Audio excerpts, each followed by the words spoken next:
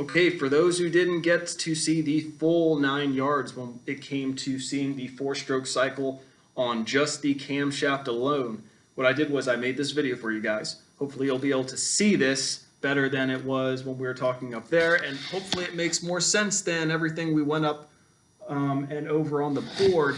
But let's take a look. So what I did was I actually installed the valve springs and the valves on just 2 ports right now. So 4 valves per cylinder. I only put 2 valves in just for the simple fact that I don't have the forearm strength to hold this guy and not let the camshaft snap back. Just to show you what that looks like is, okay, here's the intake valve opening. If I were just to let go, there's a lot of pressure behind it. So just to show you guys, that's what we're up against. So I only put 2 valves in with 2 valve springs. I loaded them in here. Luckily, I didn't lose a keeper. I also had safety glasses on, so I didn't lose an eye. So that's now installed. The other thing I did was I took the liberty of taking the cam gear and not putting it on really, but it can rest in place. So I still have the dowel here to locate it.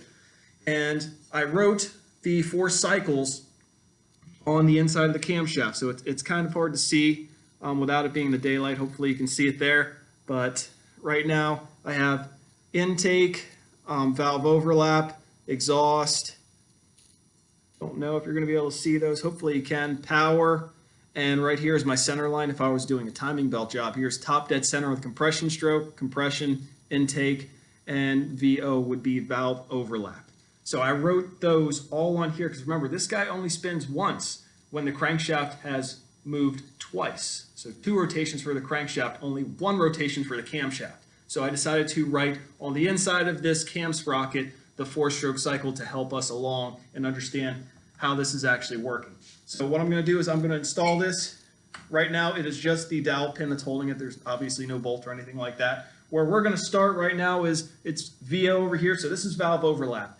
Going to take a little bit of imagination on your part, the viewer's part, because these are hydraulic lifters and this engine did not really come with much overlap at all. So right now I need you guys to pretend that these valves are just barely open. Both of them are just barely open. Right now they are both closed, obviously, if you can see this. But pretend they are just slightly open. So we have that overlap where both valves are open. The exhaust is almost completely shut and the intake is just starting to open. That's where we're going to start. So we're starting at valve overlap because it's a nice neutral position. Now we're going to go into the intake stroke. So I am going to start moving the camshaft clockwise, and we notice the intake is opening. So right now the piston is going down and just starting to come up, and that's when that valve closes. Now we are on to the compression stroke. So I've marked on here the compression stroke. So now I'm moving. Both valves are closed. Pistons coming back up.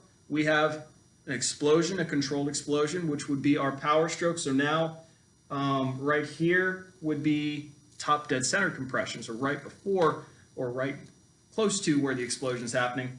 Now the power stroke. So that's why I have this whole like half a rotation of motion. That is going to be the compression stroke and the power stroke all in one. So on the base circle of that cam lobe, that's where we're at when we are at compression and power, because at that time the valves are not doing anything.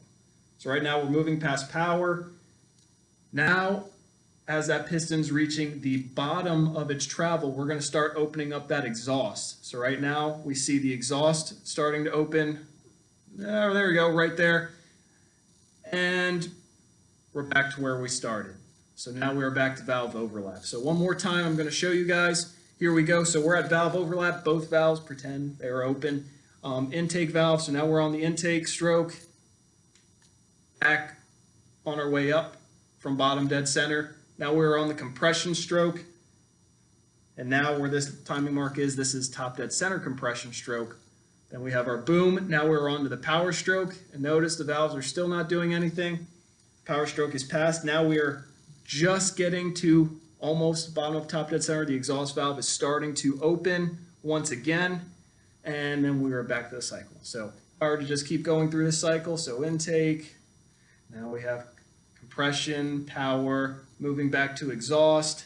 Exhaust opens, valve overlap, intake, compression, power, coming back to exhaust, valve overlap, intake, compression, power, exhaust, valve overlap once again. So hopefully that illustrates a little bit better, because you guys only saw the top half the first time. But what I'm going to do is I'm going to quickly take this head and I'm actually going to flip it just so we can see what's going on up top, because hopefully you were able to see what's going on with the valves below. I will show a close-up here in a minute, but let's see what's going on up top here as we're doing the same thing. So here we go. What I'm going to do is we're stopping at valve overlap right now. So right now we can see, it's not very steady on here, but we'll give it a shot.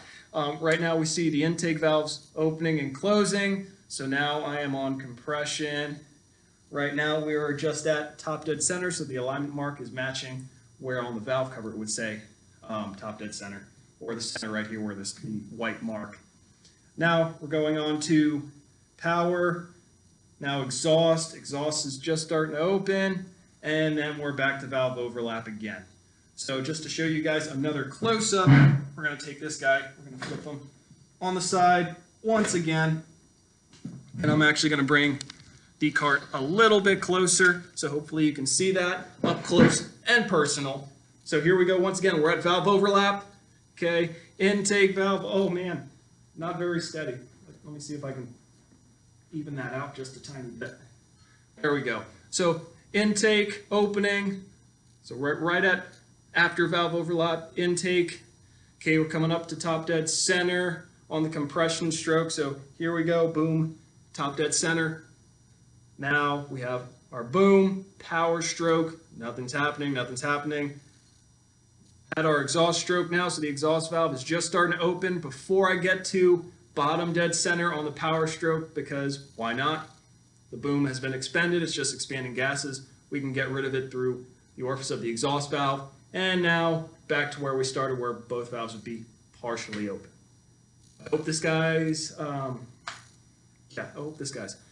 hope this explains a little bit better of what I was trying to originally demonstrate on the board about how valve overlap works, how in a 360-degree cycle of a camshaft, that makes up for 4 strokes, 2 times up and down with the pistons, and how that all correlates when it comes to where those valves are, when they open and close, and when they stay closed.